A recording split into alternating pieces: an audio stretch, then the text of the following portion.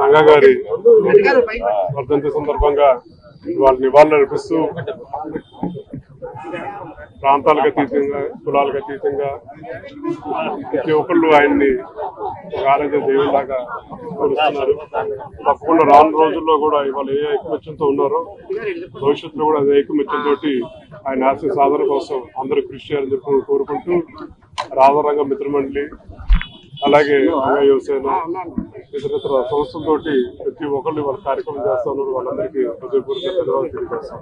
వంగవీటి మోహన్ రంగా గారు ఉన్నప్పుడు ఎన్నో కార్మిక సంఘాలు పేదలు కులాలకు అతీతంగా మతాలకు అతీతంగా పేదల గుండెల్లో జీవించిన వ్యక్తి వంగవీటి మోహన్ రంగా గారు.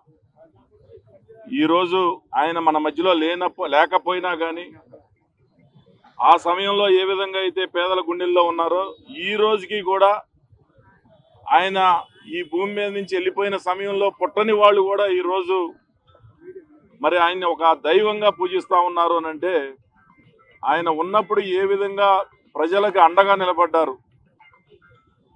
కులాలకు అతీతంగా మతాలకు అతీతంగా ప్రజల్లో గుండెల్లో ఉన్నారో ఈరోజు ప్రజల్లో ఈ రోజుకి కూడా అనేక చోట్ల ఆయన విగ్రహాలు ఆవిష్కరిస్తూ ఉన్నారు అని అంటే ఏ విధంగా ఆయన యొక్క మరి స్మృతులు ప్రజల మధ్య ఉన్నాయో.